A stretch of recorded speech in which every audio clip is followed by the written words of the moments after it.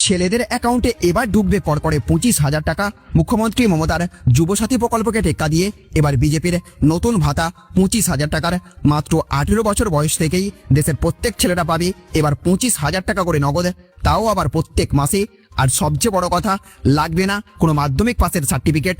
অর্থাৎ আপনি যদি পড়াশোনা নাও করে থাকেন তাহলেও পাবেন এই নগদ টাকা। যেখানে যুবসাথী প্রকল্পের 10ম শ্রেণীর পাসের সার্টিফিকেট লাগবে, বিজেপির এই প্রকল্পে কিন্তু কোনো মাধ্যমিকের সার্টিফিকেট লাগবে না। এমনই বিরাট বড় ঘোষণা করতে চলেছেন প্রধানমন্ত্রী নরেন্দ্র মোদী।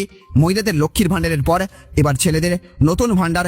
তো এই ভাতা পাওয়ার জন্য আপনাকে কি করতে হবে, কত বছর বয়স হতে হবে, কি কি ডকুমেন্ট লাগবে, কিভাবে আবেদন করবেন, আজকের ভিডিওতে বিস্তারিতভাবে জানাবো। আর তার আগে আপনাদের কাছে ছোট্ট একটা রিকোয়েস্ট, যদি ভিডিওটি ভালো লেগে থাকে তাহলে অবশ্যই ভিডিওটিতে লাইক করবেন, জনস্বার্থে ভিডিওটিকে প্রচুর পরিমাণে শেয়ার করবেন।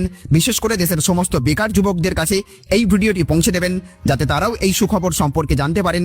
আর চ্যানেলে নতুন হয়ে থাকলে চ্যানেলটিকে সাবস্ক্রাইব করবেন। আর আপনি মমতার যুবসাথী প্রকল্পে আবেদন করেছেন কিনা অবশ্যই কমেন্ট বক্সে লিখে জানিয়ে দেবেন। তো দেখুন, এখানে বলা হচ্ছে মমতার যুবসাথীকে টেক্কা দিতে বিজেপির নতুন ভাতা 25,000 কারা পাবেন জানুন। তো 2026-এর বিধানসভা নির্বাচন যত এগিয়ে আসছে, বাংলার রাজনৈতিক ময়দান ততই উত্তপ্ত হয়ে উঠছে। বিশেষ করে বেকার যুবক যুবতীদের কেন্দ্র করে এখন থেকেই শুরু হয়েছে বড় প্রতিযোগিতা। সম্প্রতি মুখ্যমন্ত্রী মমতা ব্যানার্জির সরকার চালু করেছে বাংলার যুবসাথী প্রকল্প, যেখানে মাধ্যমিক পাস বেকাররা মাসে 1,500 টাকা করে আর্থিক সহায়তা পাওয়ার সুযোগ পাচ্ছেন। কিন্তু এবার সেই ঘোষণার পাল্টা হিসেবে নতুন বড় দাবি সামনে এসেছে ভারতীয় জনতা পার্টির তরফে। রাজনৈতিক সূত্রে জানা যাচ্ছে তাদের সম্ভাব্য নির্বাচনী ইস্তেহারে বেকারদের জন্য মাসে 25,000 টাকা পর্যন্ত ভাতা দেওয়ার প্রস্তাব রাখা হচ্ছে। এই খবর সামনে আসতেই রাজ্যের রাজনীতিতে তুমুল চর্চা শুরু হয়েছে। জানা যাচ্ছে এই ভাতা সাধারণ ভাতার মতো নয়, এটি মূলত একটি দক্ষতা উন্নয়ন ভিত্তিক উৎসাহ ভাতা হতে পারে। অর্থাৎ 18 থেকে 40 বছর বয়সী বেকার যুবক যুবতীরা যদি নির্দিষ্ট কারিগরি বা পেশাদার প্রশিক্ষণে অংশ নেন তাহলে এই আর্থিক সহায়তা পাওয়ার সুযোগ থাকতে পারে। প্রশিক্ষণের সঙ্গে যুক্ত থাকার উপরই নির্ভর করবে ভাতা চালু থাকবে কিনা। বিজেপির কিছু নেতার বক্তব্য অনুযায়ী শুধুমাত্র টাকা দেওয়া নয়, যুব সমাজকে কাজের উপযুক্ত করে তোলাই আসল লক্ষ্য। তাই প্রশিক্ষণ ছেড়ে দিলে বা অংশগ্রহণ না করলে এই ভাতা বন্ধ হয়ে যেতে পারে বলেও ইঙ্গিত দেওয়া হয়েছে। অন্যদিকে শাসক দল তৃণমূল কংগ্রেস ইতিমধ্যেই যুবসাথী প্রকল্প বাস্তবায়নের দিকে এগোচ্ছে।